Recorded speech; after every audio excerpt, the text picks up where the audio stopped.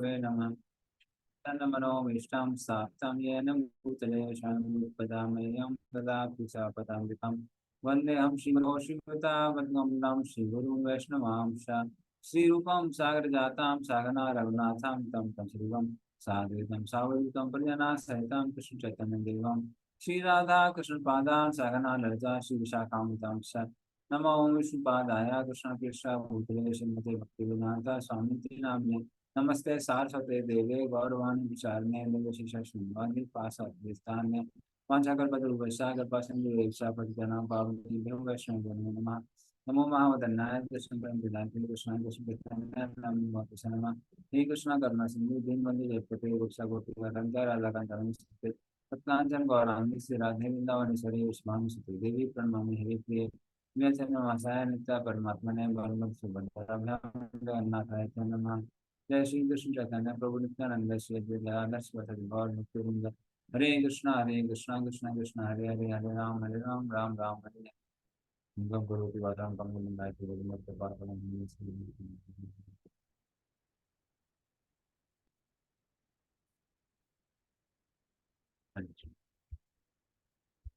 शिवम प्रो श्रीमद चैतन्य प्रो can we share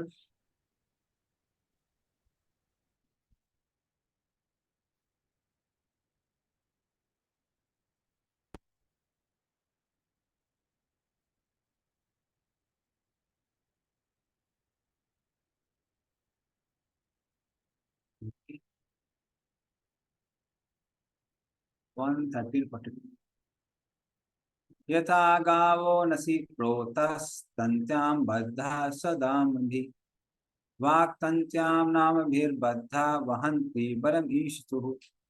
पढ़िए इसका अर्थ और तात्पर्य दोनों। हरे कृष्णा। जिस प्रकार बैल एक लंबी रस्सी से नाक से नत्थी होकर बंधन में रहता है, उसी प्रकार मनुष्य जाति विभिन्न वैदिक आदेशों से बंधकर परमेश्वर के आदेशों का पालन करने हेतु बद्ध है। श्रील प्रभुपाद द्वारा तात्पर्य। श्रील प्रभुपाद की जय। प्रत्येक जीव, चाहे वह मनुष्य हो या पशु या पक्षी, यही सोचता है कि वह स्वतंत्र है, किंतु वास्तव में श्री भगवान के कठोर नियमों से कोई भी स्वतंत्र नहीं है। श्री भगवान के नियम कठोर हैं, क्योंकि किसी भी परिस्थिति में उनका उल्लंघन नहीं किया जा सकता। धूर्त लोग मानव निर्मित नियमों से बच सकते हैं, किंतु परम विधि नियंता की संहिता में नियमों के उल्लंघन की तनिक भी संभावना नहीं होती। ईश्वर निर्मित नियम में थोड़ा सा भी परिवर्तन करने वाले अपराधी को बहुत कष्ट उठाने पड़ सकते हैं। परमेश्वर के ऐसे नियम विभिन्न अवस्थाओं में धर्म संहिता कहलाते हैं, किंतु धर्म का सिद्धांत सर्वत्र एक सा होता है। यह है परमेश्वर के आदेशों का पालन करना। ऐसी है भौतिक जगत की दशा। सभी जीवों ने इस भौतिक संसार में अपनी रुचि से बद्ध जीवन का खतरा मोल ले रखा है और इस प्रकार वे प्रकृति के नियमों द्वारा जकड़े हुए हैं। इस बंधन से छूटने की एकमात्र विधि यह है कि परमेश्वर की आज्ञा का पालन किया जाए। लेकिन माया के चंगुल से मुक्त होने के बजाय अल्पज्ञ मनुष्य विभिन्न पदनामों से और अधिक बंध जाते हैं तथा ब्राह्मण, क्षत्रिय, वैश्य, शूद्र, हिंदू, मुसलमान, भारतीय, यूरोपीय, अमेरिकी, चीनी इत्यादि कहलाते हैं।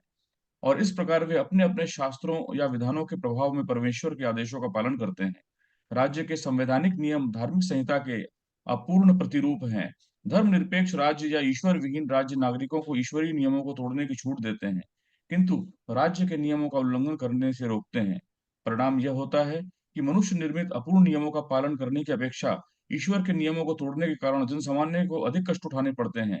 प्रत्येक व्यक्ति भौतिक जगत के विधान की परिस्थिति के अंतर्गत अपूर्ण है और इसकी तनिक भी संभावना नहीं है कि भौतिकता में सर्वाधिक उन्नत व्यक्ति भी पूर्ण विधान का पालन कर सके। दूसरी ओर ईश्वर के नियम हैं जिनमें ऐसी अपूर्णता नहीं है।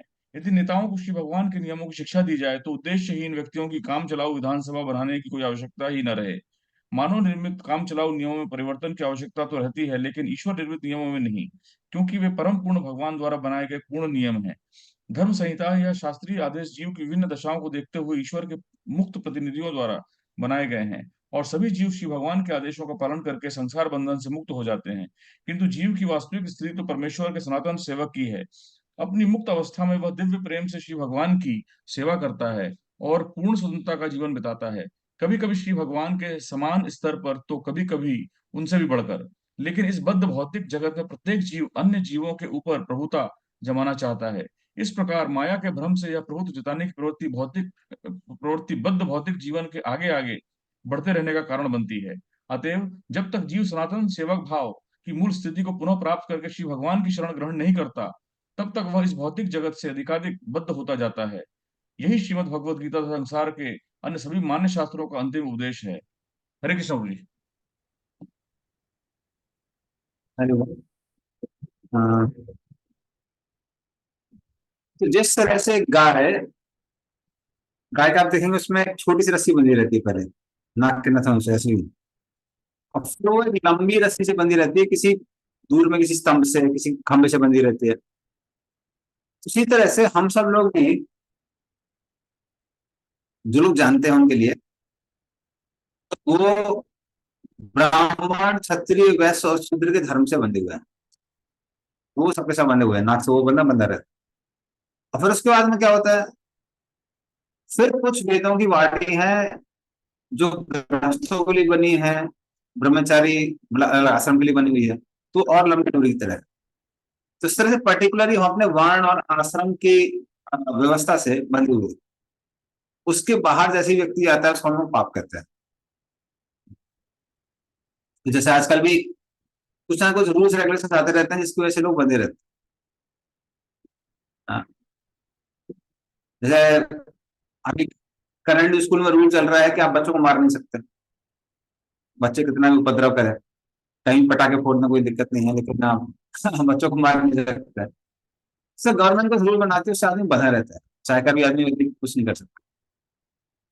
उस तरह से वेदों में जो नियम दिए हुए हैं, पहले राजा लोग उसके अनुसार कार्य करते थे और उसी हिसाब से रूल्स बनते थे। जैसे ऐसा नहीं कि हर देश का अपना अपना कॉन्स्टिट्यूशन, जो वेदों की वाणी में दिया हुआ है वही रूल है। उस तरह से सभी लोग अपने वर्ण और आश्रम के अनुसार बंधे हुए हैं। हालांकि वर्ण और आश्रम के जो नियम बने हैं वो इस तरह से बने हुए हैं कि आ, व्यक्ति की मनोस्थिति के हिसाब से वो कंड्यूसिव। जैसे उदाहरण के लिए, एक क्षत्रिय हिंसा कर सकता है, वो अहिंसक नहीं बन सकता है, क्योंकि अगर वो अहिंसक बनेगा तो प्रजा की रक्षा कौन करेगा। तो क्षत्रिय के लिए हिंसा करना धर्म है, और एक ब्राह्मण के लिए हिंसा करना अधर्म है, उसको अहिंसक होना चाहिए। उसी तरह से एक ब्राह्मण को सत्यवादी होना चाहिए, किंतु वैश्य लोग अपना प्रॉफिट कमाने के लिए झूठ बोल सकते हैं, कि अगर वो सच बोल देंगे तो कभी प्रॉफिट कमा नहीं पाएंगे। कोई भी आता है तो वो बोलता है कि अरे आप तो हमारे रिश्तेदार हैं, आइए बैठिए, हाँ हम हिस्से में दे रहे हैं। बाद में रिश्तेदार ठग के जाता है। हमारे साथ में एक भक्त थे, वो हमने घर में गया उनके फादर की दुकान से, तो रिश्तेदार आए, बोले अरे ये बहुत पुरानी बात है, 300 रुपए का रेनकोट है, तो नहीं 300 नहीं 400 का। तो कहने लगे नहीं नहीं, अरे आप तो रिश्तेदार हैं, आप कैसे प्रॉफिट ले सकते हैं। क्या ठीक है, प्रॉफिट कैसे ले सकते हैं, आप 300 का ले लीजिए। तो जब वो चले गए तो ये अपने फादर से बहुत गुस्सा हो गया। बोले रिश्तेदार में तो क्या है, कोई ऐसे ऐसे हम लोग ऐसे प्रॉफिट नहीं करते, हम लोग कैसे कमाएंगे। पापा बोले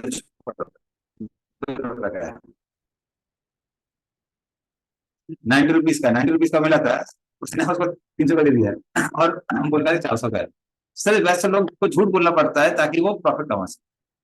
तो हर वर्ण और आश्रम के अनुसार अलग अलग नियम है, अलग अलग व्यवस्था है। जैसे आज का फ्लैट रूल होता है संविधान में, वेदों में ऐसा फ्लैट रूल नहीं है, क्योंकि अगर फ्लैट रूल रहेगा तो वर्णाश्रम की व्यवस्था ठीक नहीं हो पाएगी। अगर एक हिसाब से देखा जाए तो भारत का पतन तब से हुआ है जब से बौद्ध धर्म भारत का धर्म था। तो अशोक ने जब से भारत बौद्ध धर्म अपना लिया, उसके बाद से जो प्रेडेटर्स आ रहे हैं वहां से, अलग देशों से, मुस्लिम्स आ रहे हैं, क्रिश्चियंस आ रहे हैं, जिन्होंने हमारे देश में बहुत विनाश किया है, वो तब से हुआ है। उसके पहले किसी की हिम्मत नहीं थी कि भारत के अंदर आंख खोल के भी देख सके, आंख उठा के भी थोड़ी देख सके। और उसका कारण ये है कि क्षत्रिय बहुत शक्तिशाली थे। हाँ, लेकिन जैसे ही क्षत्रिय अहिंसक बन जाते हैं तो दिक्कत हो जाती है। तो इसलिए फ्लैट रूल नहीं है, इसके लिए अलग अलग वर्ण आश्रम का धर्म। और जब व्यक्ति अपने वर्णाश्रम धर्म की सीमाओं को लांघता है, तब उसको हम लोग पाप कहते हैं। जब उसके अनुसार कार्य करता है तो पुण्य कहते हैं। जब वो कार्य करता है लेकिन फल की इच्छा नहीं करता है तो उसको हम लोग क्या बोलते हैं? निष्काम कर्म योग कहते हैं। जब वो आ, वानप्रस्थ या संन्यास आश्रम में होता है, ज्ञान मार्ग का पालन करता है तो उसको हम लोग ज्ञान योगी कहते हैं। वानप्रस्थ या सन्यासी बन के जो आ, अष्टांग योग करता है, वैसे योग आरूप तो उसमें भी बन सकता है गृहस्थ जीवन में, तब हम उसको अष्टांग योग कहते हैं। और जो व्यक्ति वर्णाश्रम धर्म का पालन करता है, सेकेंडरी, बट प्राइमरी कृष्ण को प्रसन्न करने के लिए प्रयास करता है, उसको हम लोग भक्ति योग कहते हैं। तो इस तरह से वर्णाश्रम धर्म जो है वो सारी योगों की व्यवस्था का फाउंडेशन, द फाउंडेशन। तो भक्त लोग कभी भक्ति के लिए उस फाउंडेशन को क्रॉस कर सकते हैं, बाउंड्रीज को, बट अपने निजी स्वार्थ के लिए नहीं करते। ठीक है, तो इस तरह से ये श्लोक हो गया। Yes, we can go to next श्लोक। सुमेश चेतन।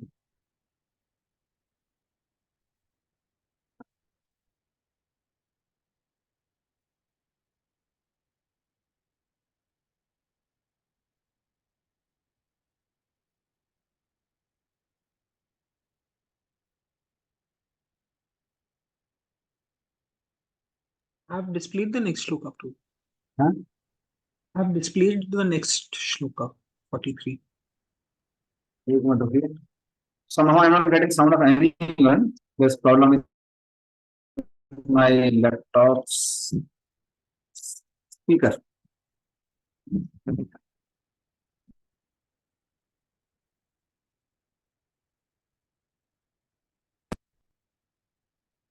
Yes, Swami Chidananda, we are not able to, at least I'm not able to see. So I don't know what is the reason. You're not being able to see, Prabhu. किसी को भी नहीं दिख रहा है next shloka 43. No, Prabhu, we are able to see, Prabhu. Okay, हम okay, लोग देख रहे हैं प्रभु। okay, okay, okay. ठीक है, ठीक है, ठीक ठीक है, ठीक है। अब मुझे दिखाई दे रहा है। कुछ तो स्क्रीन सेटिंग में प्रॉब्लम था। ठीक।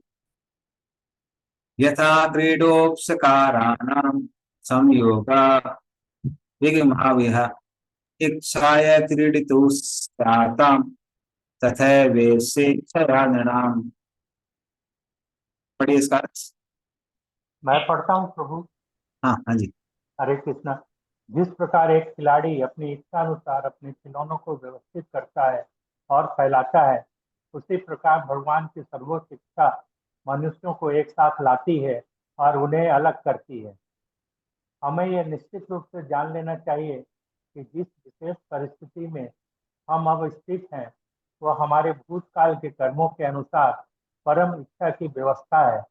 जैसा कि भगवत गीता 13.23 में कहा गया है, परमेश्वर प्रत्येक जीव के हृदय में अंतर्निहित परमात्मा के रूप में विद्यमान है और इसलिए वह हमारे जीवन की प्रत्येक अवस्था में हमारे कार्यों के बारे में सब कुछ जानता है।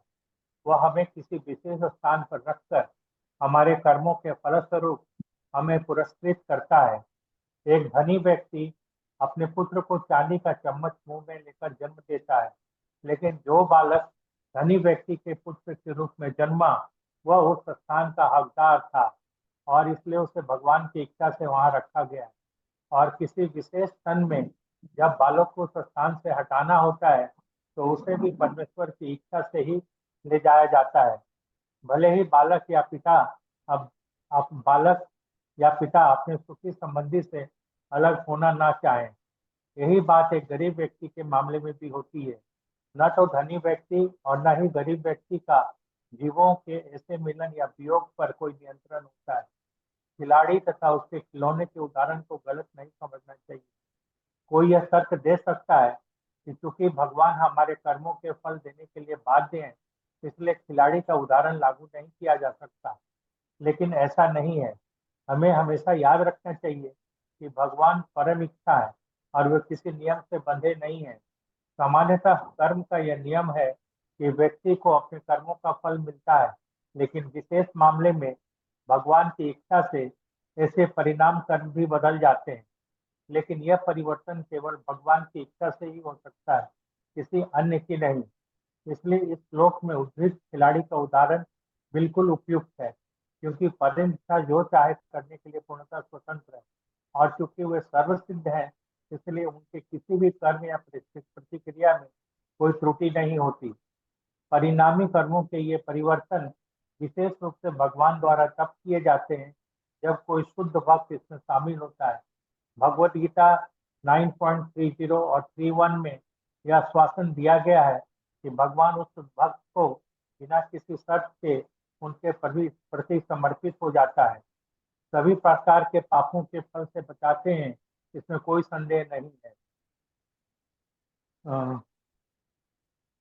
संसार के इतिहास में भगवान द्वारा बदले गए फल के सैकड़ों उदाहरण हैं। यदि भगवान किसी के पिछले कर्मों के फल को बदलने में सक्षम है, तो निश्चित रूप से वह स्वयं अपने कर्मों के किसी भी कार्य या प्रतिक्रिया से बंधे नहीं, वे पूर्ण है और सभी नियमों से परे।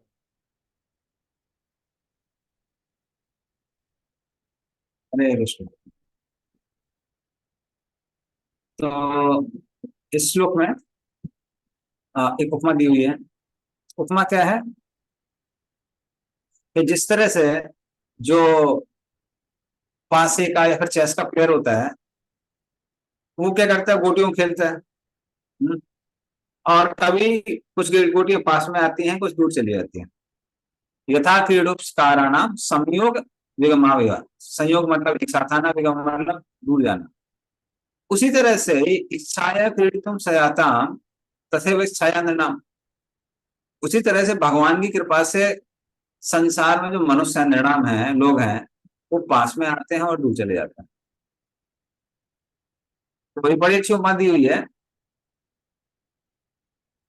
लेकिन कोई लोग बोल सकते हैं अरे इसमें तो भगवान डायरेक्टली इन्वॉल्व नहीं होते हैं, कई बार भगवान देवताओं के माध्यम से करते हैं। भागवत में भी श्लोक आता है, छाये व कर्म सचिवा साधो दीन वत्सलः। तो जो देवता लोग हैं वो छाये व कर्म सचिवा, हमारे कर्म के अनुसार हमको फल देते हैं। जैसे व्यक्ति की छाया उसके अनुसार बदलती रहती है, मतलब जहां जहां वो चलता है छाया साथ साथ में जाती है। तो उसी तरह से देवता लोग अपने कर्मों के अनुसार ही हमको परिणाम देते हैं। तो देवता ना ही किसी का बुरा करता है, ना ही भला करता है। लेकिन यहाँ पे जैसे प्रभुपाद जी बता रहे हैं, भगवान शब्द प्रयोग करना ज्यादा बेहतर है। कारण क्या है कि सिर्फ चीजें कर्मकांड के अनुसार नहीं चलती।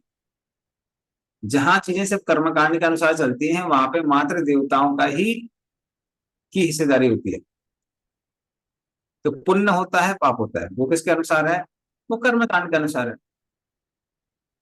लेकिन इवन जब हम ज्ञान योग की बात करते हैं, तो ज्ञान योग में भी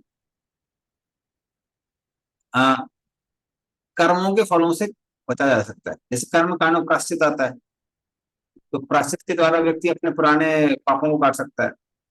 उसी तरह से ज्ञान योग के द्वारा भी व्यक्ति अपने पुराने पापों को काट सकता है, पूर्ण रूप से नहीं, खासकर जो प्रारब्ध कर्म है जो सामने आ गए हैं उनको नहीं काट सकता, लेकिन काफी कर्मों को काट सकता है, व्यक्ति काट सकता है। आशाओं के द्वारा भी कर सकता है। और जहां भक्तियों की बात आती है, थोड़ा सा अगर व्यक्ति भक्तियों करता है तो कर्म के चक्कर से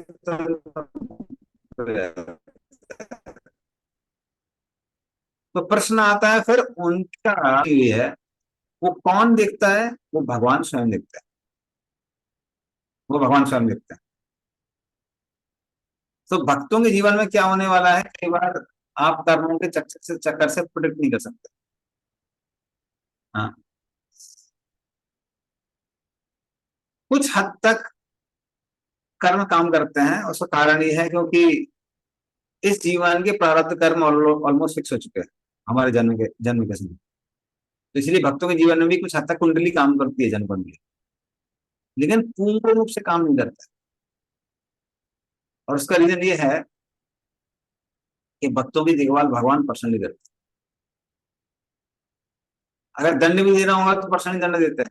जैसे भरत महाराज को, उनको क्या बना दिया? उनको हिरण बना दिया। अभी भरत महाराज को 84 लाख योनियों से नहीं गुजरना पड़ा, और ना ही उनकी भक्ति करने का जो इच्छा थी ना, इंडिपेंडेंस वो खत्म हुई। तो ना ही शिक्षा खत्म हुई थी और ना ही उनको 84 लाख योनियों से गुजरना पड़ा, लेकिन एक दंड के स्वरूप भगवान ने एक शरीर दे दिया हिरण का। और कई बार भगवान क्या करते हैं, अजामिल को सेकंड चांस दे दिया दोबारा जीने का, वो दे देते हैं।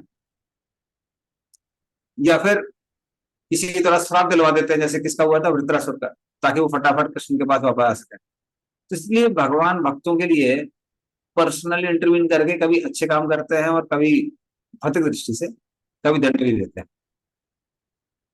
तो छाये तो इच्छाए क्रीडितु स्यातान, तो इस तरह से भगवान खेल खेल में लोगों को पास में आते हैं, लाते हैं संसार में और फिर दूर कर देते हैं। और व्यक्ति को लगता है कि जिन लोगों के साथ हम रह रहे हैं वो परमानेंट, दे आर परमानेंट। तो एक्चुअली परमानेंट नहीं होते हैं, पर हमको लगने लगता है। और जब वो लोग हमसे दूर हो जाते हैं तो हमको आश्चर्य लगता है, ऐसा कैसे हो गया, हमने तो कभी सोचा नहीं था। तो हर किसी के साथ ऐसे होता है। हलप्पर में हमको याद है, हमारा यूथ सेंटर था, तो उसमें हमको लगा था हम सब लोग एक साथ ब्रह्मचर्य आश्रम जाएंगे, एक साथ भगवत धाम जाएंगे। फिर धीमे धीमे करे कोई यहाँ चला गया, वहां चला गया, पूरा आश्रम खाली हो गया। फिर हमको लगा, ठीक है हम क्या करेंगे, हम भी चले जाते हैं। तो जब कोई चीज सामने आती है तो हम सिचुएशन अटैच हो जाते हैं और हमको लगता है कि चीजें अब चेंज नहीं हुई, पर चीजें चेंज होती है संसार। तो वही वो समझा रहे हैं, कौन समझा रहे हैं, वो नारद मुनि अभी दृष्टि मार्ग, पुण्य मूर्ति माता जी, देन पलाश। हरे कृष्ण प्रभु हाँ जी, माता am I audible? I connect my head. प्रभु जी, दिस इज रिगार्डिंग प्रारब्ध। ये जो प्रारब्ध होते हैं, तो मतलब ये भक्तों का भी ऐसे होता है कि ऑलरेडी, जैसे आपने बोला कि जन्म के समय अब हमारे इस जन्म के तो फिक्स जो है वो हो चुके हैं, तो मतलब लेकिन भक्तों का आपने बताया कि थोड़ा डिफरेंट है, लेकिन और लोगों का प्रभु मतलब वो कैसे है? एंड मैं एक छोटा सा एग्जांपल उससे समझना चाहती हूँ। जैसे पहले मेरी क्या आदत थी कि जैसे कोई मांगने वाला आया, कुछ आया, तो मतलब कोई पैसे मांग रहा है या कोई खाने को, कुछ कपड़ा ऐसे मांग रहा है, तो मैं मतलब दे देती थी। एक बार मैंने ऐसी कुछ खाने को कोई मांग रहा था तो मैंने दे दिया। देन एक डिवोटी ने मुझे बताया कि इस तरह से ना you are not helping them. तो I was little baffled and asked why. तो उन्होंने मुझे बताया कि जो प्रारब्ध होता है ना, और जो खासकर भक्त नहीं होते किसी प्रकार के भी, तो वो उनका, जैसे कि अगर उसको लिखा है ना कि उसको 30 दिन तक भूखे रहना है, उसको या 3 दिन तक भूखे रहना है, उसको कुछ नहीं मिलने वाला है खाने के लिए, ठीक है। तो अगर आप उसको आज का सोच रहे हो कि मैं खाना दे भी दूं, तो फिर भी उसका वो एक दिन आगे बढ़ जाएगा, उसका वो खत्म नहीं होता है उस दिन का। तो अगर आपको कभी किसी को देना है तो आप प्रसाद दो या कुछ ऐसा दो, ताकि उसकी सुकृति जो है वो बने और उसको थोड़ा कष्ट कम हो, लेकिन वो जो है वो भुगतना ही पड़ता है। So I was little confused about this. Can you little throw a light on this प्रभु प्लीज? क्या था, मैं समझ नहीं पाई हूँ ठीक से। देखिए इसमें मैं दो आंसर दूंगा इसके, एक फिलोसफी बिहाइंड इट जी। और दूसरे प्रैक्टिकल एक्शन। तो एक फिलोसफी बिहाइंड ये है कि अगर आप प्रारब्ध के पार्ट है तो आप प्रारब्ध के हिसाब से देंगे ना, और आप नहीं देंगे तो कोई और देगा। अगर उसको स्वयं मिलना है तो आप नहीं देंगे तो कोई और देगा। ऐसा नहीं है आपके देने से वो बिल्ली हो जाएगा, ऐसा कुछ नहीं है। तो you happen to meet him, that's why you give, otherwise someone else would give. Medium अलग हो सकते हैं, बट जिसको मिलना है उसको मिल जाएगा, उसको प्रारब्ध के अनुसार। तो चीजें कर्म के अनुसार चलती हैं, मीडियम अलग अलग चेंज हो जाते हैं। तो ऐसा नहीं है कि हम लोग दे देते हैं तो उसका प्रारब्ध टल जाता है, उसको 10 दिन 20 दिन और भूख रहना पड़ेगा, ऐसा कुछ नहीं। ये मिसकंसेप्शन है। दूसरा चीज, जहां तक हमारी बात आती है, हम जब हम लोग अपना काम करते हैं, हमको दूसरे के प्रारब्ध के बारे में नहीं सोचनी चाहिए, हमको अपनी ड्यूटी के बारे में सोचना चाहिए। So we do not think about other person's प्रारब्ध, we think about our duty. तो आइडियली जब भी कोई गृहस्थ जाता है, गृहस्थ का एक बहुत इंपॉर्टेंट धर्म होता है वो है दान। तो आइडियली भक्तों को क्या करना चाहिए, वो प्रसाद रखना चाहिए अपने पास। कोई भी व्यक्ति आता है तो उसको प्रसाद देना चाहिए। अगर नहीं है तो we should help him in some way which he can not misuse. कुछ ऐसी चीज देनी चाहिए जिसको वो मिसयूज ना करे। जैसे मान जी लीजिए अगर कोई बेवड़ा है तो उसको आप दारू, वो पैसा देंगे तो दारू पी जाएगा, हाँ तो वो नहीं करना चाहिए। लेकिन ठीक है, आपके पास कुछ भी है, हमारे कुछ कीड़ा रखा हुआ है, आप भगवान को उसमें ऑफर करके 2 मिनट मन में यू गिव हिम, और उसको हरे कृष्ण वामन करवाइए, तो कुछ तो उसका फायदा होगा ना उससे। जब जी वो ग्रहण कर रहा है तो साथ में you give him हरे कृष्ण वामन भी। क्योंकि अगर हम नहीं देते हैं तो क्या होता है, हार्ड बिकम्स वेरी हार्ड। हाँ प्रभु, मेरा भी वही कंसर्न था। मैं पहले भी दे देती थी और मैं तो अभी भी दे देती हूँ। सो आई वांटेड टू नो कि कुछ गलत तो नहीं है, कोई किसी को खाने को नहीं है तो देना चाहिए। हाँ, तो क्या है ना, कंपैशन जो है, ये खासकर हमारे गौड़ीय वैष्णव संप्रदाय का बहुत इंपॉर्टेंट पहलू है, बहुत हम्म इंपॉर्टेंट। तो कई बार हमारे भक्त लोग उसको ताक में रख के वो शॉर्टकट निकालने के लिए नहीं, किसी को देना नहीं। तो हम्म कंपैशन जो है, करुणा ना, हम करुणा के सागर की बात करते हैं, कृष्ण की, हे कृष्ण करुणा सिंधु, या फिर हम महाप्रभु को बोलते हैं हाँ करुणा की मूर्तिमान स्वरूप है। पर हम अपनी करुणा हटा लेते हैं जब भी कोई दीन व्यक्ति आ रहा है, सिर्फ इसके नाम से, नहीं नहीं नहीं, उसका तो प्रारब्ध बढ़ जाएगा। तो ये ठीक नहीं है, this is not a hmm good habit. तो आइडियली स्पीकिंग किसी भी ग्रस्त को अपने पास प्रसाद रखना है, अगर नहीं है तो कुछ हम लोग माइंड में ऑफर करके, कुछ करके किसी न किसी तरह से हेल्प करना चाहिए एज फार एज पॉसिबल। हमारी भी जी कैपेबिलिटी है, ऐसा नहीं है कि हम लोग ना हम लोग खिला सकते हैं। हमारे वकील को ड्रामा कर रहे थे कि वैदिक नियमों के अनुसार ग्रस्त को घर के बाहर जाके बोलना चाहिए, कोई है क्या, कोई है क्या, कोई है क्या, 3 बार। जी मैम, हम पढ़ा था प्रभु तो इसमें ये हमने। वक्त, आया था हाँ, तो भागवतम एक में। वक्त ने बोला आपको तो हमारे वकील ड्रामा कर रहे थे जिसने बोला कोई है क्या, पर 1000 लोग आगे वहां पे दौड़ते, अरे हमें हमें हमें अरे बोल। उस तरह से तो उतना हमारी कैपेबिलिटी नहीं है, बट यथाशक्ति जो भी हमारे पास है उसे ट्राई करो। We should help people. So we should rule out a higher principle for a lower principle. कर्म के एब्सोल्युटली। नाम पे हमारे जो वैष्णव क्वालिटीज हैं, वैष्णव क्वालिटी से खिलवाड़ नहीं करना चाहिए। तो that is not, at least not proper. ठीक है प्रभु, thank you so so much ये फॉर द हमारा एक्सप्लेनेशन। जी जी, क्लियर है प्रभु। यस पर आस्था। Hare Krishna, Pranam Prabhuji. True, like here in this purport, it is written that Lord is not bound. कि Lord बंधे हुए नहीं है कि उसको कुछ देना है अगर और ये करना है. So, Prabhuji, like we often see that uh, the people who do a lot of sin. So, उस हिसाब से initially, like if they are powerful, they somehow escape, right? And we have seen that devotees also, like they are devotees. Like for example, in Bhagavatam, the example of Gajendra. In past life, he was like a devotee, but he has to, yes, he has to suffer the pain while the crocodile is catch the leg of the Gajendra. So how to like understand that people might say that Lord is somehow bound to give the benediction, or because he has done such and such tapasya and all, and still a devotee who is totally devoted to the Lord, he has to face the prarabdha. So in that sense, how we can understand that whether Lord is, yes, Lord is totally free, that philosophically we can understand, but by reading scriptures and all, that thought might come that Lord is also, yes, Lord is we also know that Lord is bound by the devotion in that sense. So how we can understand?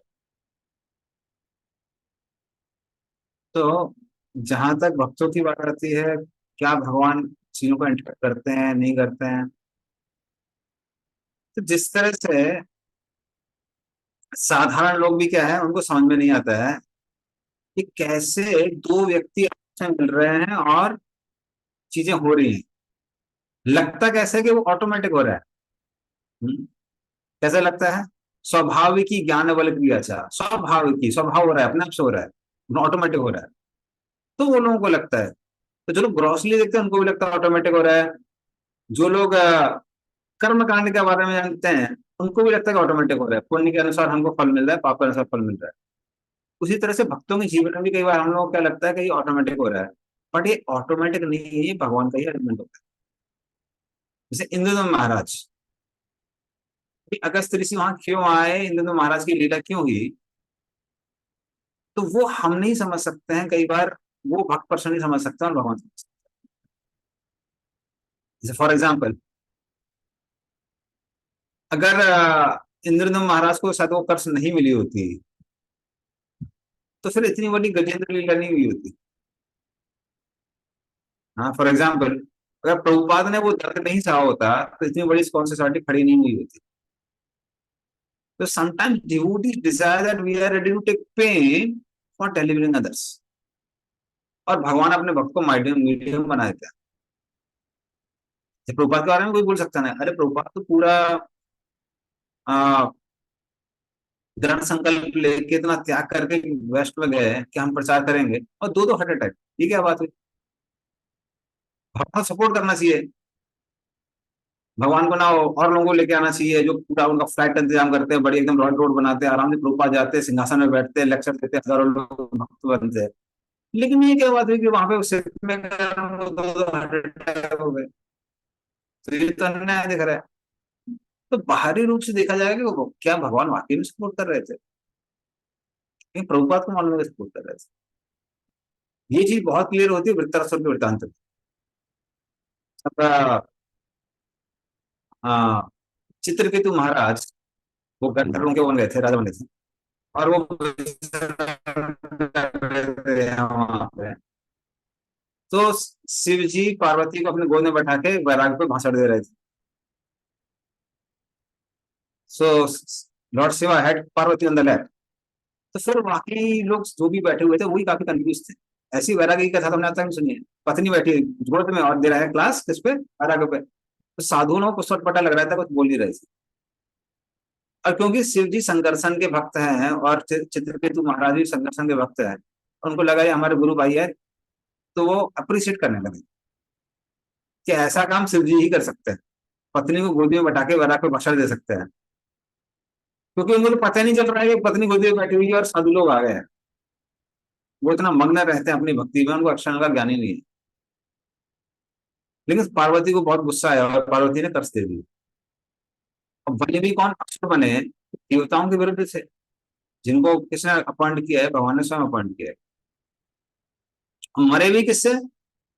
Vishnu भगवान के दिए हुए अस्त्र से बने, जो अस्त्र भी भक्तों की हड्डी से ही बना हुआ था। अब बोलेंगे ऐसे कैसे हो सकता है? तो वहां पे विश्वनाथ चक्रवर्ती ठाकुर बताते हैं function the process of his deliverance.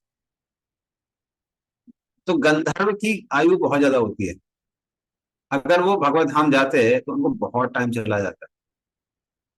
तो भगवान ने क्या किया? भगवान ने अरेंजमेंट किया कि पार्वती आती है, कर्ष करती हैं, एक जीवन उनको मिलता है किसका? वृत्रासुर का। उसमें भी पूरा जीवन नहीं मिलता है, कुछ में हाहाकार करते हैं वहां पे, और संकर्षण को याद करके वापस संकर्षण के पास चले जाते हैं। तब उनको वो समझ में नहीं आ रहा था, उसमें वो भी बिल्डर थे, लेकिन उनकी प्रोसेस को फास्ट करने के लिए भगवान ने ऐसा किया। इसलिए भक्तों के जीवन में भी, भले भरत महाराज हो या फिर चित्रकेतु महाराज हो या फिर इंद्रदम्न महाराज हो जो कि गजेंद्र बने, so we can not personally see, लेकिन भगवान देखते हैं। तो भगवान वाकई लोगों को सिर्फ क्या बनाते हैं? मीडियम। कभी कभी कहीं कहीं पर भगवान दिखाने की कोशिश करते हैं कि हमको फर्क नहीं पड़ता है। जैसे जब भगवान यज्ञ के रूप में आते हैं, तो जो राक्षस लोग मनु को खाने वाले थे, उनको शिवजी से वरदान प्राप्त था कि उनको कभी भी युद्ध में कोई मार नहीं सकता है, बट यज्ञ ही डजंट केयर, फिर भी उनको मार देते हैं। तो ऐसा नहीं कि हमेशा भगवान फॉलो करते हैं, कभी कभी फॉलो करते हैं, कभी कभी फॉलो नहीं करते हैं, कभी कभी उसको ताक कर देते हैं। बल्कि यज्ञ अपनी बहन से ही शादी करता है, दोनों जुड़वा भाई बहन थे। इस तरह से वो ये भी दिखाता है कि हमको इस संसार के दूसरे से बंधे नहीं है। तो भगवान कई कई बार अपना वो रूल्स एंड रेगुलेशन बंधे हुए दिखाते हैं, कभी कभी नहीं दिखाता है। अब कृष्ण के बारे में कई लोग बोलते हैं क्योंकि गांधारी ने श्राप दिया था कि मेरे 100 बच्चे मारे गए थे, तुम्हारा पूरा खानदान मारा जाए, इसीलिए मौसल लीला हुई और कृष्ण का पूरा खानदान मारा गया। तो उस समय भगवान ने गांधारी का श्राप क्यों स्वीकार किया? ताकि जो लोग कर्मकांडी हैं और वैदिक पर्सपेक्टिव से चीजों को देखते हैं, वो एक पतिव्रता का सम्मान कर सके और स्त्रियां भी पतिव्रता बनने के लिए प्रोत्साहित हो, देर एनकरेज्ड, इसलिए भगवान ने ऐसा किया। अदरवाइज भगवान की अपनी लीला थी। वो सारे देवता जो लोग इंटरनल रेसिडेंट थे द्वारका के, वो द्वारका में ही रह गए थे। जो उनके डेमिगॉड काउंटर पार्ट्स थे वो भगवान के साथ में गए वहां पर प्रभुत क्षेत्र में, इसको पिंडाकार क्षेत्र भी बोलते हैं, और वहां पे मौसल लीला हुई और जो देवता लोग थे वो अपने अपने पोजिशन में वापस चले। तो सर जब लोग भगवान को ऑलरेडी भगवान अरेंज किया हुआ था, बट पर्सपेक्टिव क्या बन जाता है, धारी का श्राप। तो भगवान सिर्फ उन चीजों को यूज करते हैं उन सब लोगों को, वरना भक्त के लिए चीजें बहुत काफी अलग है। हाँ। सिर्फ भगवान का ये सब अपना अपना भगवान का प्लान रहता है, भगवान अपने अपने प्लान के अनुसार चीजों को करते रहते हैं। इवन मैंने पर्सनली भी देखा हुआ है कुछ कुछ चीजें, और भक्तों के जीवन में क्या होता है ना, कुछ चीजें होती हैं जो प्रारब्ध में बहुत स्ट्रांग होती है, जिनको कन्वर्ट नहीं कर सकते। सम थिंग्स आर लाइक जो चीजें हम डिसाइड कर सकते। जैसे मान लीजिए आपने एरोप्लेन पकड़ा कैलकाटा से लेके मुंबई तक का, अभी आप ये नहीं बोल सकते अरे फ्लाइट चेंज करो, मुंबई नहीं जाना है, हमको दिल्ली जाना है। बोले नहीं, अब आपको मुंबई जाना है और आप मुंबई में उतरने के बाद फिर आप दिल्ली की फ्लाइट लेके दिल्ली जा सकते हैं, लेकिन फ्लाइट के अंदर आपको क्या करना है वो आप डिसाइड कर सकते हैं। तो दैट यू कैन डिसाइड। इसलिए कुछ प्रारंभिक कर्म बहुत फिक्स होते हैं और कुछ चीजें फिक्स नहीं होती। जैसे एस्ट्रोलॉजर ने कुछ चीजें मेरे बारे में बताई थी, वो अभी तक फ्लो कर रही है, हो रही है, और उसमें कई चीजें हैं जो चेंज हो रही है। That I can change, I have that facility. Personally मैंने अपने लाइफ में देखा हुआ, कुछ चीजें लिखी हुई थी वो एग्जैक्टली वैसी हो रही है टाइम, और कुछ चीजें वो चेंज हो रही है। सो एंड अल्टीमेटली भक्ति डजंट डिपेंड ऑन एक्शंस। आप किसी भी सिचुएशन में हो, भक्ति चीजों पे डिपेंड करती है। ओके, हरे कृष्णा प्रभु जी। हरे हरे कृष्ण। प्रभु जी, इस्कॉन टेम्पल्स में कई एक जगह ये देखा गया कि मुस्लिम लोग आते थे और आने के बाद प्रसाद भर भर कर लेते थे और उसका मिसयूज करते थे, ले जाकर के पशुओं को खिला देते थे या फेंक देते थे। तो कई एक जगह फिर ये अडॉप्ट किया गया कि जो भी आएंगे सबसे पहले उनको तिलक लगाना है और एक बार कम से कम महामंत्र का जाप कराना है, तभी प्रसाद देंगे। तो इससे ये बहुत हद तक रुका प्रभु जी, और हम लोग इसको फॉलो करते हैं प्रभु जी। प्रसाद देने के पहले तिलक लगाएंगे और कम से कम एक बार उनसे हरे कृष्ण महामंत्र का जाप कराएंगे, तभी प्रसाद देंगे। मतलब मेन चीज हमारा ये भी जिम्मेदारी होनी चाहिए, वो व्यक्ति जो है उसका प्रसाद का अपमान ना करे। तो बेस्ट होता है सामने सामने उसको खिलाते हैं। अगर वो सामने सामने खा रहा है तो ठीक है, वरना अगर आप मायापुर में जाएंगे, मायापुर में रूल बना हुआ था कोई भी टिफिन में पैक करके लेके नहीं आ सकता है, क्योंकि कई लोग क्या करते थे, वो टिफिन में पैक करके लेके आते थे और मछली के साथ उसको खाते थे।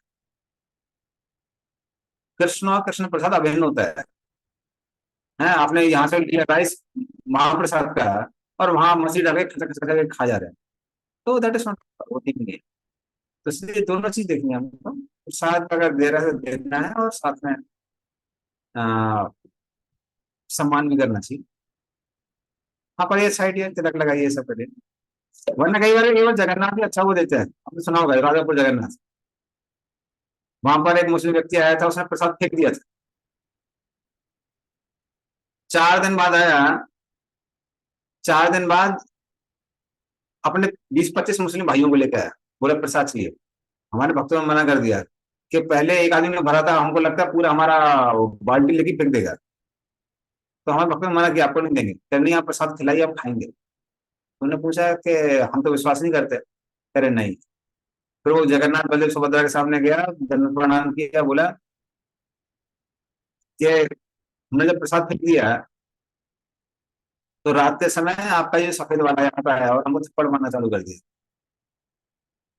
और जो काला वाला था वो कहने लगा नहीं नहीं छोड़ दो छोड़ दो छोड़ दो, अरे कोई बात नहीं।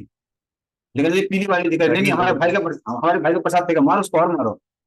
और फिर उसने दिखाया कि देखो मेरे गाल सूजे हुए। उस तरह से फिर वो सब लोगों को लेके आके प्रसाद खिलाया उसने। भक्त लोग अरेंजमेंट करते हैं, कई बार भगवान ही अरेंजमेंट कर देते हैं। चलिए, इससे विशंबर आगे देखो।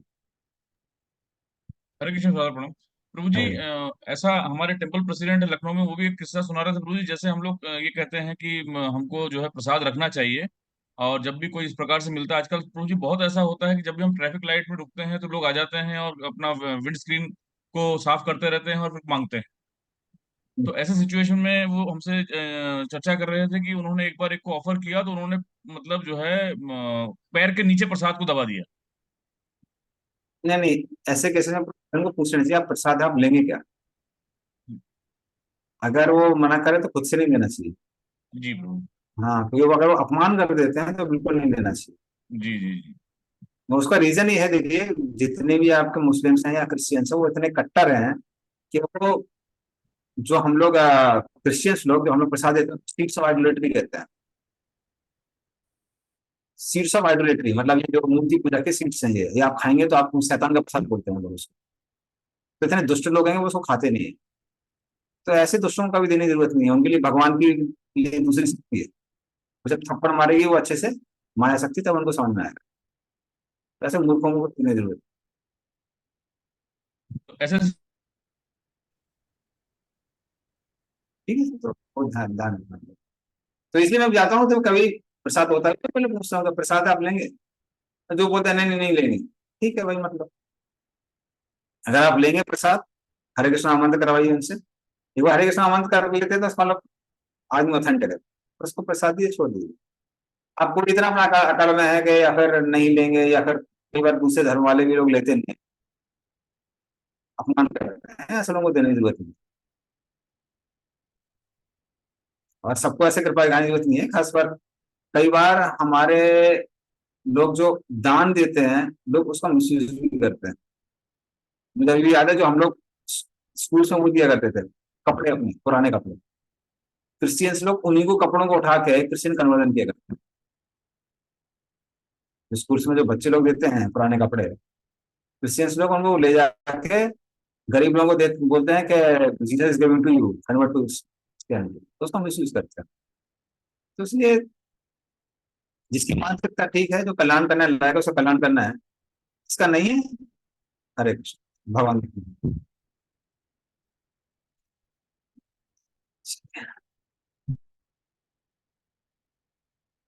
ओके।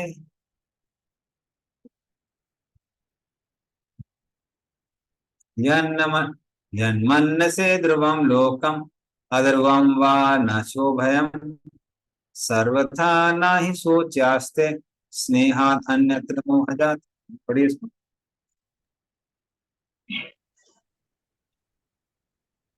हे राजन, इसका सिर्फ अर्थ पढ़िए। हे राजन, सभी परिस्थितियों में चाहे आप आत्मा को नित्य मानो अथवा भौतिक देह को नश्वर, अथवा प्रत्येक वस्तु को निराकार परम सत्य में स्थित मानो, या प्रत्येक वस्तु को पदार्थ तथा आत्मा का अकथनीय संयोग मानो, वियोग की भावनाएं केवल मोहजनित स्नेह के कारण है, इसके अतिरिक्त कुछ भी नहीं है। हरे कृष्ण। तात्पर्य हरे पढ़ना है कृष्ण। प्रभु जी? हाँ, नहीं नहीं, इसका रहने दीजिए। तो इस तरह से यहाँ पे वो क्या कह रहे हैं, क्योंकि सब कुछ भगवान द्वारा नियंत्रित है, इसलिए संसार में दुखी होने की कोई आवश्यकता नहीं है। क्यों दुखी होने की आवश्यकता नहीं है? क्योंकि इस संसार में जो भी कष्ट हैं वो शरीर से संबंधित है, शरीर या मन। तो शरीर मतलब स्थूल शरीर या फिर सूक्ष्म शरीर। तो जीव की बात आती है, जीव कैसा है? ध्रुवम। हाँ? यन्न मन से ध्रुवम लोकम। तो शरीर कैसा है? ध्रुव है। और अध्रुवम वो न चाहो भयम, तक शरीर की बात आती है वो कैसा है? टेम्पररी है। तो वो वैसे भी नष्ट होने वाला है और वैसे भी वो दुखों का कारण है। तो इस तरह से आ, किसी भी व्यक्ति को, भले वो शरीर को, अपने आप को शरीर समझता है या अपने आप को आत्मा समझता है या फिर वो ब्रह्म का ज्ञानी है, परमात्मा ज्ञानी है या भगवान का ज्ञानी है, कैसा भी क्यों ना हो, स्नेहात अन्यत्र ना, उसको संसार में किसी भी चीज से स्नेह करने की आवश्यकता नहीं है, क्योंकि जहां तक आत्मा की बात आती है, आत्मा अजर अमर है, उसको कोई कष्ट मिल नहीं सकता है। कष्ट मतलब इन द सेंस के कोई आ,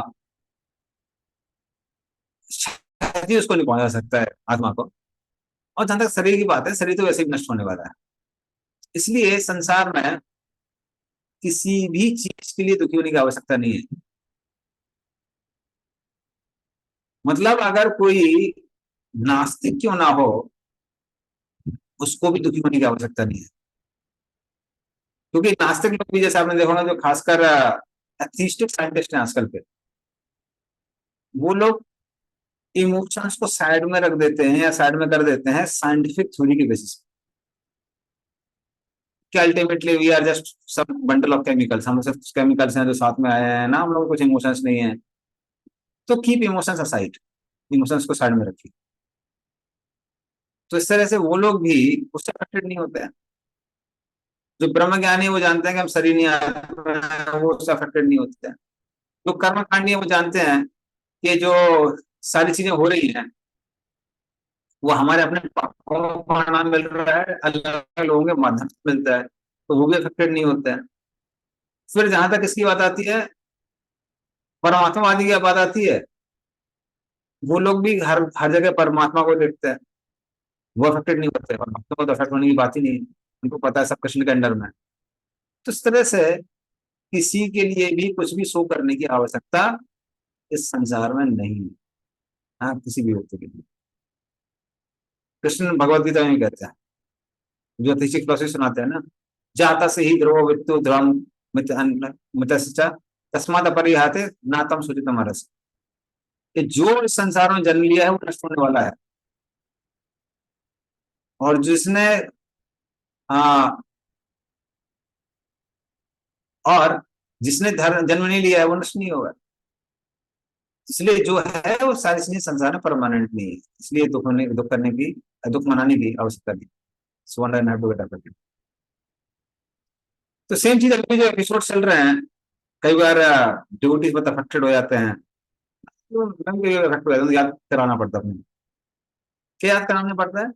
कि अल्टीमेटली सारी चीजें एक सुपर गवर्नेंस के हाथ में, जो सारी चीजें कर रही है। अब हमको प्रैक्टिकली अपने हिसाब से कुछ डिसीजंस लेने चाहिए, जो भी हमारे लिए प्रैक्टिकल है। जैसे बांग्लादेश में जो सारे एपिसोड्स हुए थे, तो जहां डिस्टर्बेंस की बात आती है, तो हाँ, क्योंकि भक्तों के साथ में जहां अत्याचार हुआ है तो डिस्टर्बेंस वाली बात है, या भगवान की डीटीज के साथ। लेकिन अल्टीमेटली आपको समझ में आना चाहिए कि सारी चीजें भले ही भगवान की मर्जी से ना हो रही हो, लेकिन भगवान के सैंक्शन द्वारा हो रही है। अगर भगवान सैंक्शन नहीं करेंगे तो ये सारी चीजें नहीं होंगी।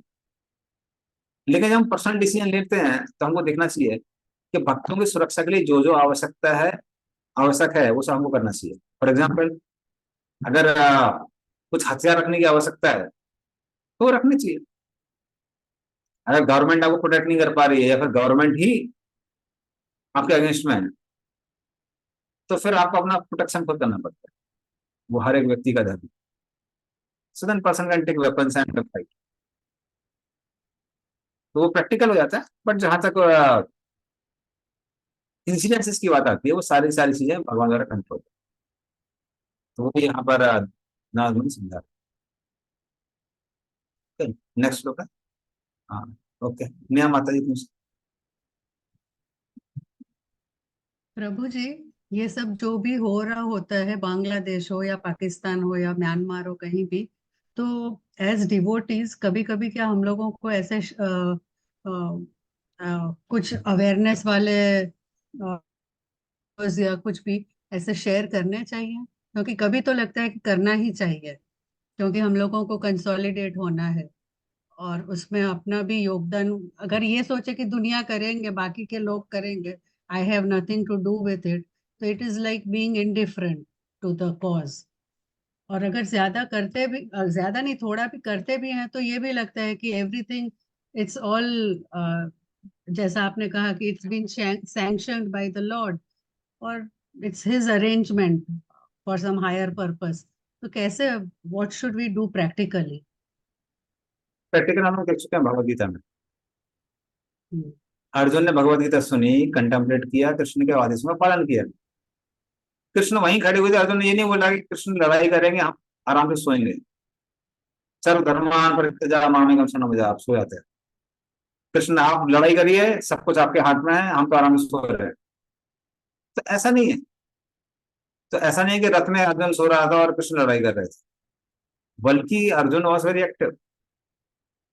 वो भगवान का प्लान को फॉलो करने के लिए बहुत एक्टिव था। इसी तरह से हमारे भक्तों को जो जो प्रोटेक्शन के लिए चाहिए वो सब करना चाहिए। तो सिमिलरली अवेयरनेस वगैरह के लिए हम लोग भी भक्त लोग अवेयरनेस होनी चाहिए उससे। सेम टाइम बहुत ज्यादा डिस्टरबेंस नहीं करना चाहिए, क्योंकि हम लोग इसमें टेंडेंसी कई बार क्या होती है कि pull you towards body consciousness, ये pull you towards body consciousness. तो फिलोसफिकली इंटरनली हमको समझ में आना चाहिए सब कुछ भगवान के हाथ में है।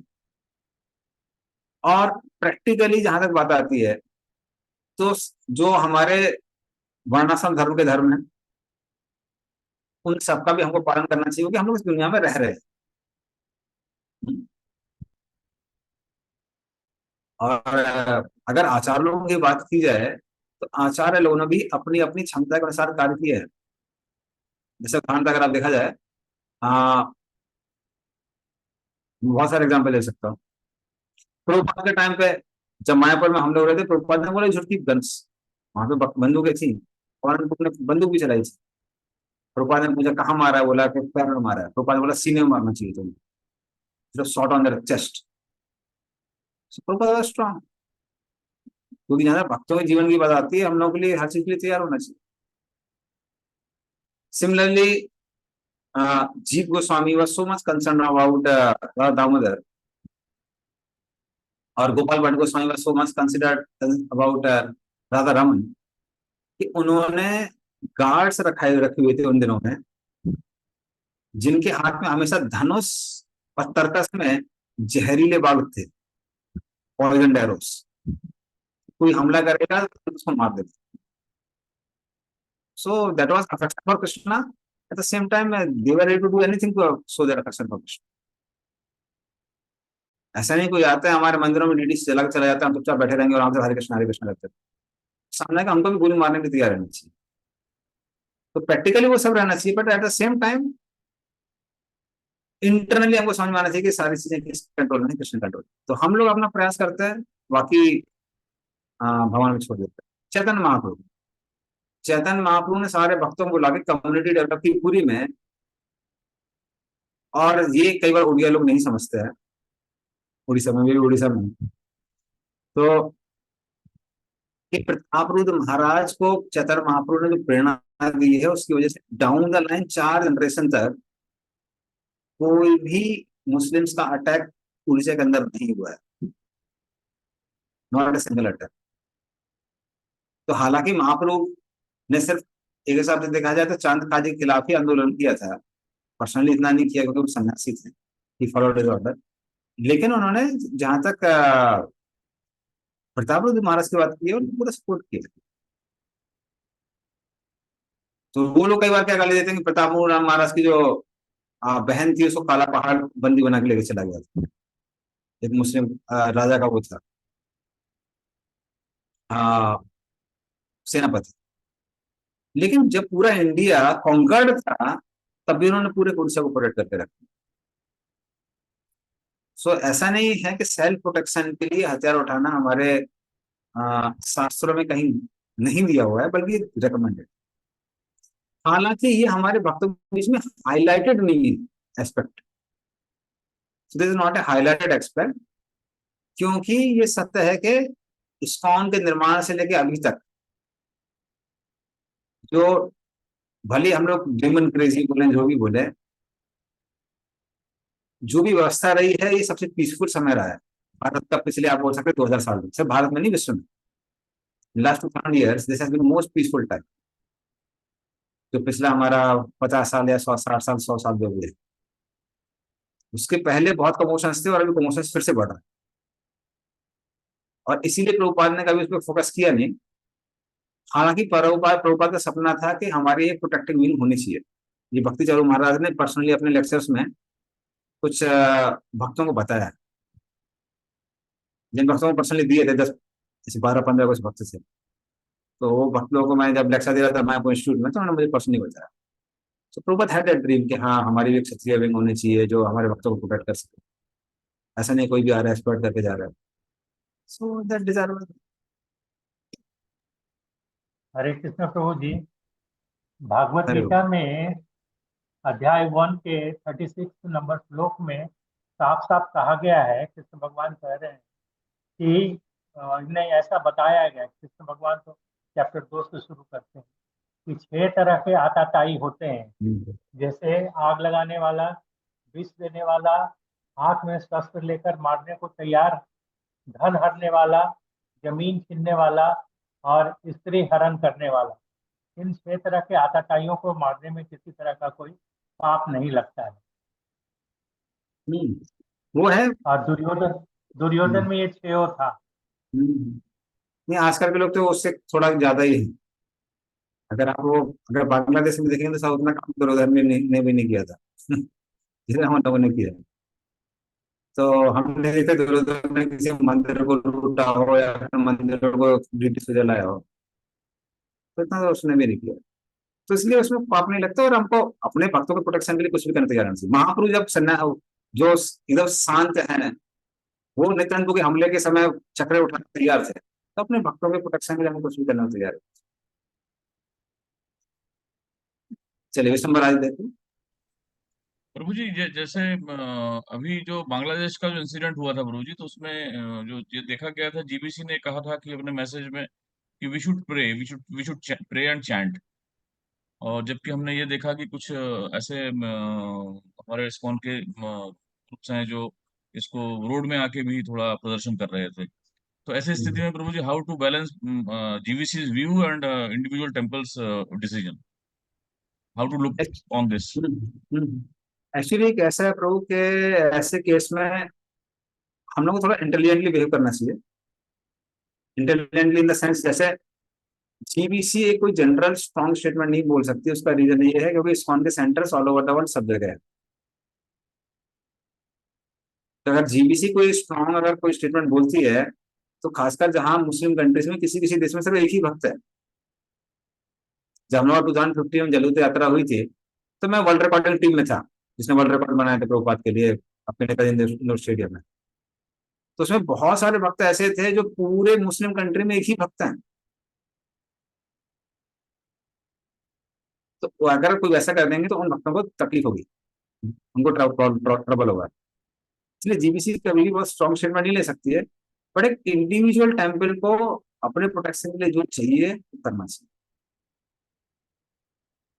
जैसे अगर हमारे मंदिर में कुछ लोग आ रहे हैं, आक्रमण कर रहे हैं, हम देख रहे हैं हमारे भक्तों को मार देंगे या फिर ब्रिटिश को जला देंगे या लूट लेंगे, अब हम उसके लिए जीबीसी की परमिशन का वेट नहीं करते रहेंगे कि महाराज आप डिसीजन करिए और फिर बोलेंगे क्या बोलते हैं, जीबीसी कोई डिसीजन लेगा और फिर हमको बताएगा और फिर हम करेंगे।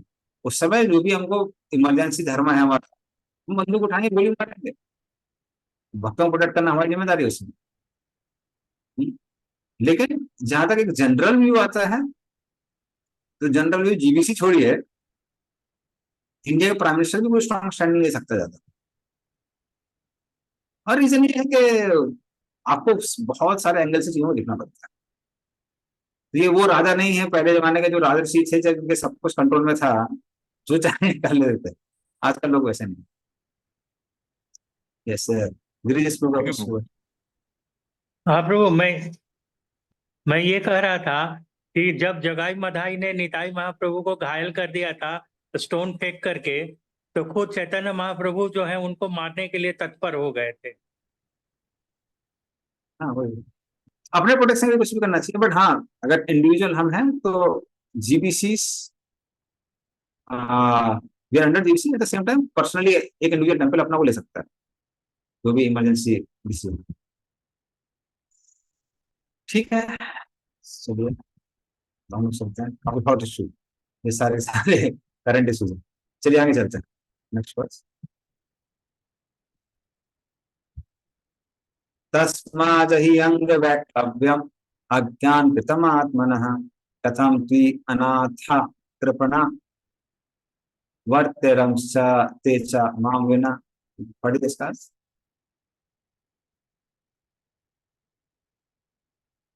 हरे कृष्णा। अतः तुम आत्मा को न जानने के कारण उत्पन्न अपनी चिंता छोड़ दो। अब आप यह सोच रहे हैं वे अस्थायी जीव तुम्हारे बिना किस तरह रहेंगे। हरे कृष्णा। आपको लग रहा है कि आप सम्राट हैं, सबको सुरक्षा देने वाले हैं, ये धृतराष्ट्र गांधारी बूढ़े हो चुके हैं, धृतराष्ट्र अंधे भी हैं, गांधारी हमेशा छुट्टी बांधे रहती है, तो ये आपके बिना कैसे रहेंगे। सबको मेंटेन करने वाले भगवान है, वो रहेंगे, आप चिंता मत करिए। तो जहां तक इसलिए हम बोल रहे हैं कि जब भी डिसीजन मेकिंग की बात आती है तो वो अलग अलग पर्सपेक्टिव से देखा जाता है। व्हेनेवर वी टेक डिसीजंस, तो राजा के रूप में उनका कर्तव्य क्या है, युधिष्ठिर महाराज के सबको प्रोटेक्ट करना है, खासकर फैमिली को मतलब प्रोटेक्ट करना ही है। लेकिन कोई व्यक्ति अपने आध्यात्मिक कल्याण के लिए अगर रिस्क लेके वानप्रस्थ रहता है, वी शुड अलाउ, करना चाहिए। पर ये नहीं सोचना चाहिए कि अरे उसका क्या होगा, इसका क्या होगा, क्योंकि अल्टीमेटली भगवान सबकी देखभाल करने वाले हैं।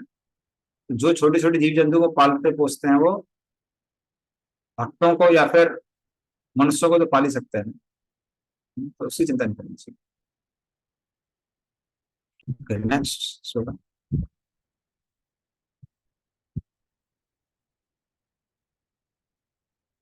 तो ये बहुत फेमस श्लोक है, या पीछे पीछे दोहरा सकते हैं। काल कर्म गुणाधीनो काल कर्म गुणाधीनो गुणाधीनो देहोऽयं पंच भौतिका देहो अयं देहोऽयं पंचभौतिकः पंचभौतिका कथम अन्यांस्तु गोपायेत् कथम कथम अन्यास्तु अन्यास्तु गोपाये गोपायेत् सर्पग्रस्तो यथा परम। उपग्रस्तो यथा परम। सर्पग्रस्तो यथा परम। पढ़िए इसका अर्थ, हरे कृष्णा। अर्थ होता पर दोनों। ओके, 5 तत्वों से निर्मित यह स्थूल भौतिक शरीर पहले से ही सनातन काल, कर्म तथा भौतिक प्रकृति के गुणों के अधीन है, तो किस तरह से यह अन्यों की रक्षा कर सकता है जबकि यह स्वयं सर्प के मुंह में फंसा हुआ है। तात्पर्य श्रील प्रभुपाद द्वारा। श्रील प्रभुपाद की जय। राजनीतिक, आर्थिक, सामाजिक तथा सांस्कृतिक प्रचार द्वारा विश्व आंदोलनों से किसी को कोई लाभ होने वाला नहीं, क्योंकि ये श्रेष्ठ शक्ति द्वारा नियंत्रित होते हैं। बद्ध जीव पूरी तरह से भौतिक प्रकृति के नियंत्रण में होता है, जो प्रकृति के 3 गुणों का प्रभाववश होने वाले कर्म तथा सनातन काल के रूप में व्यक्त होता है। प्रकृति के 3 गुण हैं, अर्थात सत, रज तथा तम। सतोगुणी हुए बिना मनुष्य वस्तुओं को असली रूप में नहीं देख पाता। रजो तथा तमोगुणी व्यक्ति वस्तुओं को उनकी असली रूप में कभी नहीं देख पाता। अतएव रजोगुणी तथा तमोगुणी व्यक्ति अपने कार्यों को ही सही दिशा नहीं दे पाते। केवल सतोगुणी व्यक्ति ही कुछ हद तक ऐसा कर पाता है। क्योंकि अधिकांश व्यक्ति राजसी तथा तामसी होते हैं, अतएव उनकी योजनाएं तथा परियोजनाएं शायद ही अन्य को कुछ लाभ पहुंचा सके। प्रकृति के गुणों के ऊपर शाश्वत समय होता है, जो काल कहलाता है, क्योंकि ये भौतिक जगत की हर वस्तु की आकृति को बदल देता है। यदि हम अस्थायी रूप से कोई लाभप्रद कार्य कर भी लें, तो समय बीतने पर काल द्वारा यह अच्छी परियोजना भी विनष्ट कर दी जाती है। यदि कुछ किया जा सकता है तो इतना ही कि इस सनातन काल से छुटकारा पा लिया जाए, जिसकी तुलना काल सर्प से दंश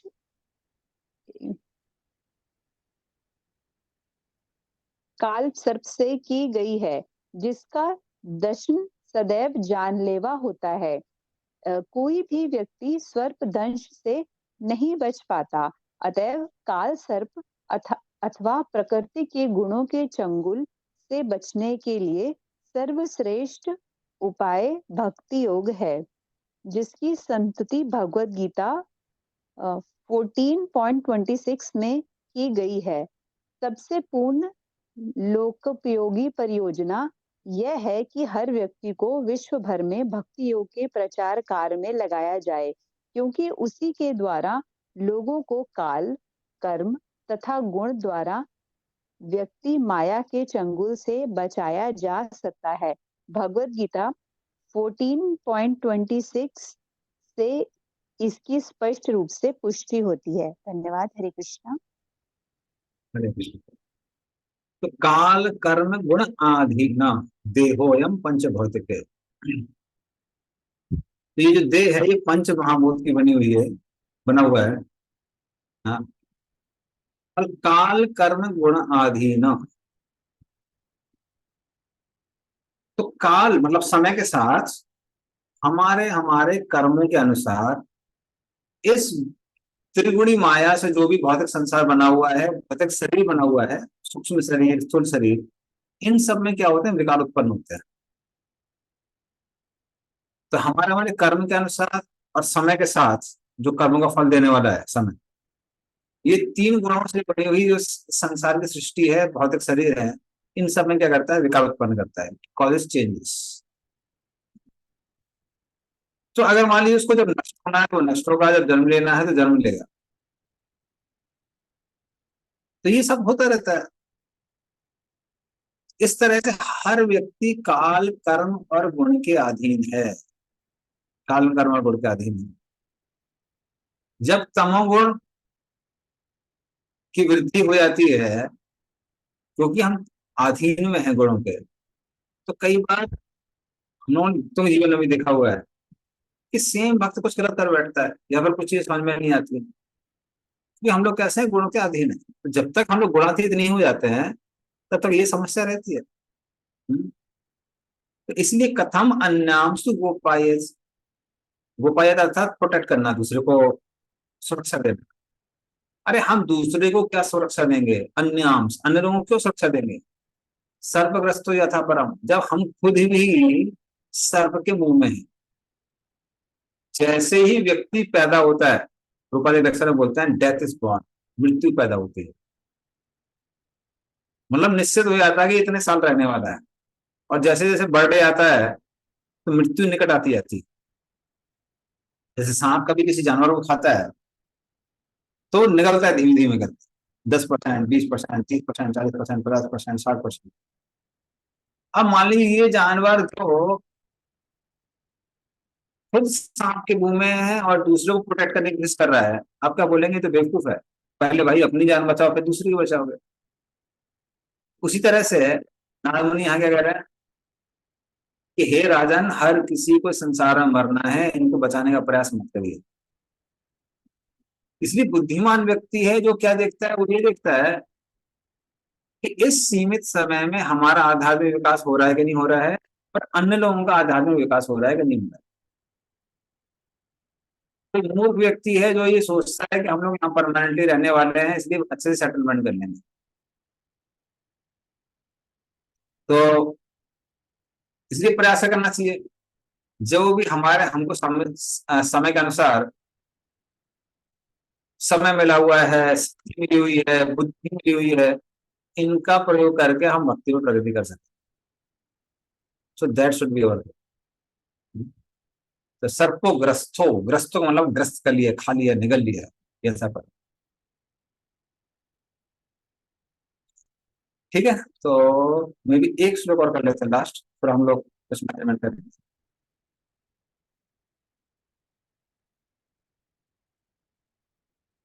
हाँ, ये भी बहुत फेमस श्लोक है, ये भी आप किसी भी दोहरा सकते हैं। अहस्तानि सहस्तानाम अहस्तानि सहस्तानाम सहस्तानाम अपादानि चतुष्पदाम अपादानि च अपादानि चतुष्पदाम् चतुष्पदाम् फल्गुनी तत्र महताम फल्गुनी फल्गुनी तत्र तत्र महताम् महताम् जीवो जीवस्य जीवनम। जीवो जीवो जीवस्य जीवस्य जीवनम। जीवनम्। पढ़िए इसको। जो बिना हाथ वाले हैं वे हाथ वालों के शिकार हैं, जो पांवों से विहीन है वे चौपायों के शिकार हैं, निर्बल सबल के भोज्य हैं, और सामान्य नियम यह है कि एक जीव दूसरे जीव का भोजन बना हुआ है। हरे कृष्ण। तो हरे कृष्ण। तो वो कहते हैं देखिए इस जीवन में भी क्या होता है, एक जीव दूसरे जीव का भोजन बन जाता है। तो हस्तानी सहस्ताना, तो जिनके हाथ नहीं है हस्त, वो किसके लिए भोजन बनते हैं? जिनके पास हाथ है। तो अपादानी चतुष्पदाम, तो जैसे पेड़ पौधे हैं ये सब हैं, इन सबके हाथ नहीं है, पैर नहीं है, तो हम लोग क्या करते हैं, उनसे फल तोड़ते हैं, सब करते हैं, वो खाते हैं। अपादानी चतुष्पदाम, और जिसके पैर नहीं है जैसे घास इत्यादि, वो किसके लिए भोजन बनती है? जिनके पैर है, जैसे गाय वगैरह के लिए। अपादानी चतुष्पदाम। फल्गुनी तत्र महताम, तो जो शक्तिशाली है वो इस संसार में कमजोर व्यक्ति का शोषण करता है। तो जीवो जीवस्य जीवनम, इस तरह से हर जीव दूसरे जीव पर अपना जीवन चलाता है। तो इस तरह से इस संसार में ये स्पर्धा के, इसने उसको मारा, उसने उसको मारा, उसने उसको खाया, इसने वो खाया, ये स्पर्धा हमसे चलती रहेगी। इससे बहुत ज्यादा विचलित नहीं होना चाहिए, ये यहाँ पे नारद बता रहे हैं। तो हालांकि ये स्टोरी है, क्या बोलते हैं, श्लोक ऐसा नहीं चरम श्लोक है, लेकिन ये संसार का नियम है। इसलिए वो कह रहे हैं कि ये मत सोचिए कि उनका क्या होगा, क्योंकि एक परम व्यक्ति है, वो तो हर किसी को खा ही रहा है, वो कौन है काल, कोई शक्तिशाली हो या फिर कमजोर हो। और इस संसार में तो रिलेटिव चीज चलती रहती है। इस संसार में जो शक्तिशाली व्यक्ति है वो कमजोर व्यक्ति का शोषण करता है। तो इन सब चीजें संसार का नियम है और इनसे बहुत ज्यादा विचलित नहीं होना चाहिए। हालांकि अपनी ड्यूटी हम लोग कर सकते हैं, रूल ऑफ द वर्ल्ड। तो ये नारद मुनि बताते हैं इस तो इस तरह से नारद मुनि अपने शब्दों के द्वारा युधिष्ठिर महाराज को प्रोत्साहित कर रहे हैं कि जो विदुर, धृतराष्ट्र, गांधारी आध्यात्मिक पथ पे चले गए हैं उनके जाने दो। अब आपने आध्यात्मिक जीवन के बारे में सोचो, बहुत ज्यादा उनके प्रोटेक्शन के बारे में आप एंजाइटी मत लो कि हम उनको कैसे प्रोटेक्ट करेंगे, कैसे नहीं करेंगे। हालांकि एक सम्राट का स्वभाव होता है अन्य लोगों को की देखभाल करना। ठीक है, तो सुमित चतन को बस, so you want to have some Close for today, the class. हरे कृष्ण को नहीं समझ में आ रहा था, वो जरा पूछना था। चैप्टर नाम का 5 का श्लोक नंबर 15। चैप्टर 5 का 15, हाँ लास्ट क्वेश्चन। एक मिनट। अच्छा, क्वेश्चन की बात कर रहे हैं, क्वेश्चन आपको बताना पड़ेगा। हाँ, क्वेश्चन है एक्सप्लेन द कर्म योगा प्रोसेस विद भक्ति योगा, विद इन भक्ति योगा। एक्सप्लेन द कर्म योगा प्रोसेस विद इन भक्ति योगा। तो ये प्रभुपाद ने उसमें लिखा होगा, देखते हैं। प्रभु जी कौन से क्वेश्चन की बात हो रही है? I am sorry I didn't get it. तो वन, ये जो आपको एग्जाम होने वाले हैं ना उसमें। ओह अच्छा, ओके। हम्म, ये आई थिंक जो उसमें स्टूडेंट हैंडबुक में क्वेश्चंस होते हैं वो पूछ रही हैं माता जी। हाँ वही। Okay okay.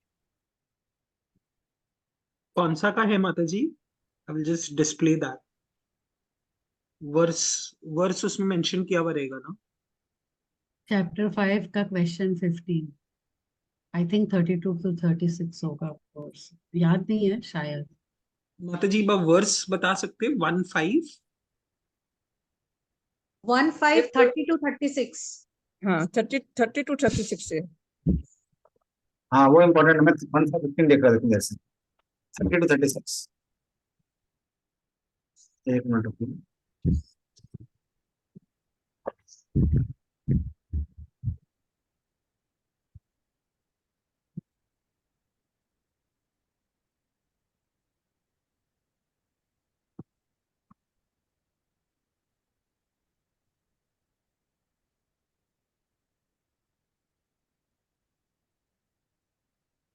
प्रभु जी 32 से लेके 36, नॉट 30। 32, हो 32।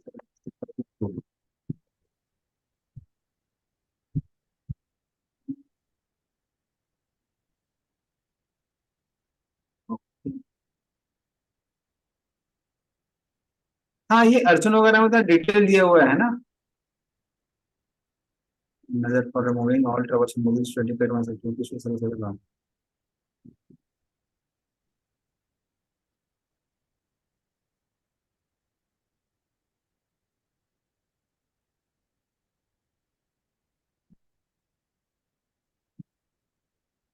हाँ, इसमें देखिए कॉमन चीज क्या है, अगर आप देखें तात्पर्य में तो ऑलमोस्ट क्लियरली बताया हुआ है कि जिस तरह से कर्मयोग में व्यक्ति अपनी सारी एक्टिविटीज को भगवान की सेवा में लगाता है, उसी तरीके से भक्ति योग में भी हम सेम चीज करते हैं।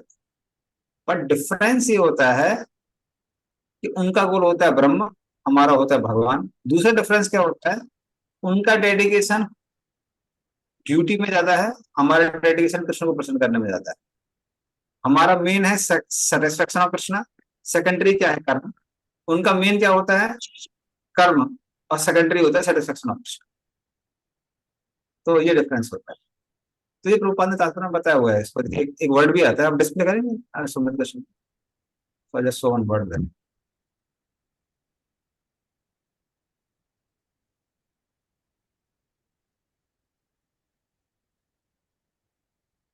Which word, Prabhu?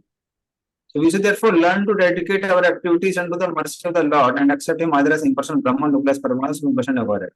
ये कर्म योग है एक्चुअली। हाँ, एक मिनट रुकिए, नीचे चला गया वो, ऊपर नीचे, ऊपर करिए डिस्प्ले।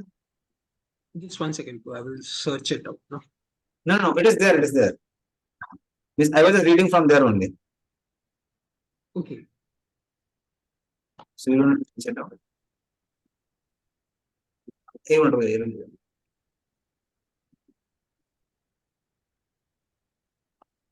हाँ बस बस,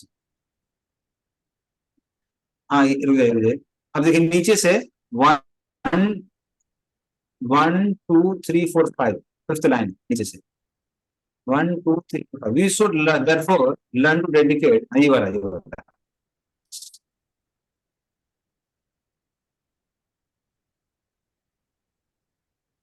unto the mercy of the Lord and accept Him as impersonal Brahman, localized Paramatma, supreme Godhead।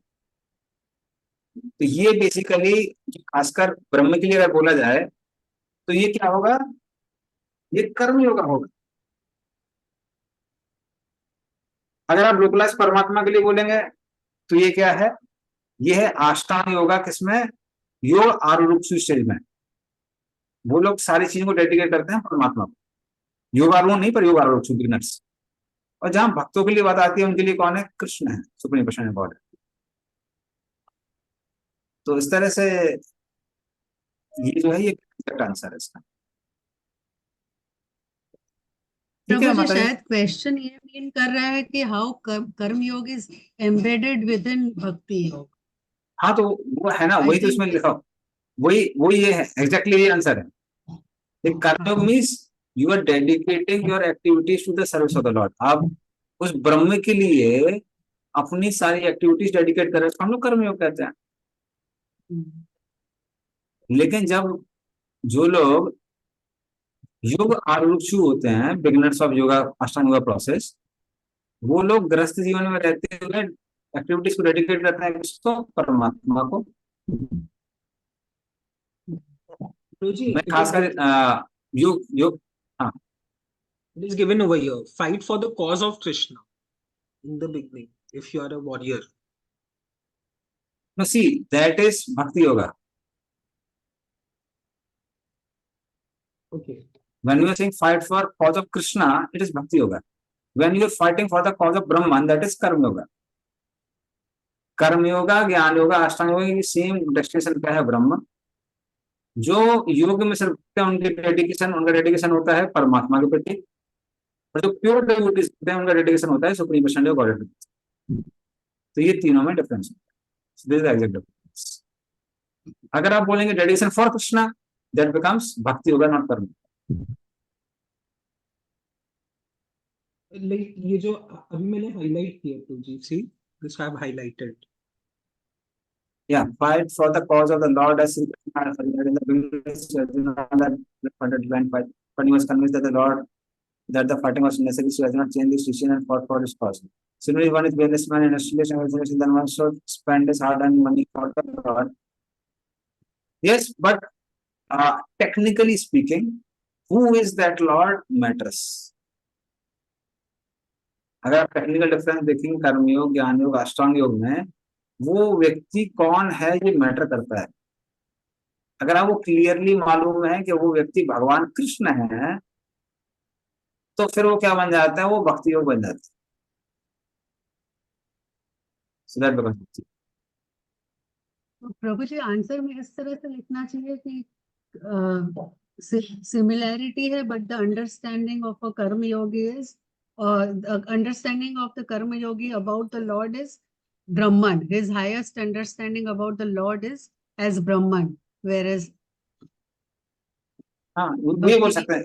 तो एक लाइन में उसका जवाब देना, तो हम लोग वो क्या लिखेंगे, that कर्म yogis dedicate their activities towards Brahman as devotees dedicate their activities towards the person of God. बस काफी।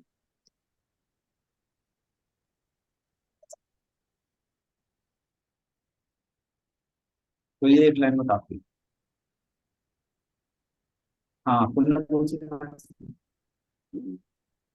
एंड प्रभु जी to differentiate with karma kanda, लेकिन अगर वो डेमिगॉड्स को डेडिकेट करते हैं तो दैट विल कम अंडर ये karma kanda. Is that okay? Is that understanding प्रभु? हाँ, so that is कर्म कांडा। एक्चुअली स्पीकिंग हमारे जो आचार्य लोगों ने, उन्होंने साकार में कर्म योगा और कर्म कांडा में बहुत डिफरेंशिएट नहीं किया है, बट टेक्निकली अन्य आचार्यों ने वो डिफरेंशिएट किया है। अगर आप देवताओं के लिए डेडिकेट कर रहे हैं तो इट्स कर्मकांडा, अगर उस सुप्रीम के लिए कर रहे हैं दैट मींस ब्राह्मण, देन इट विल बिकम्स कर्म योगा। Okay, thanks. ओके, ठीक है, क्लियर हो गया बेटा ब्राह्मण से? तो खाली उतना ही लिखने से हो जाएगा क्या, बस थोड़ा ही?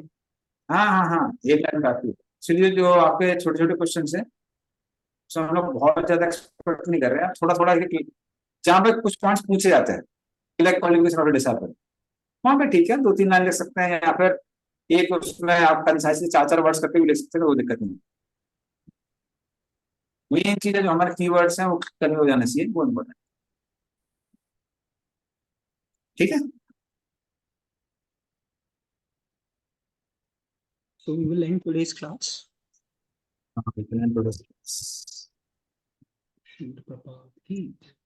प्रभु जी एग्जाम अभी हम लोग क्या करेंगे, हम लोग 2 स्टाइल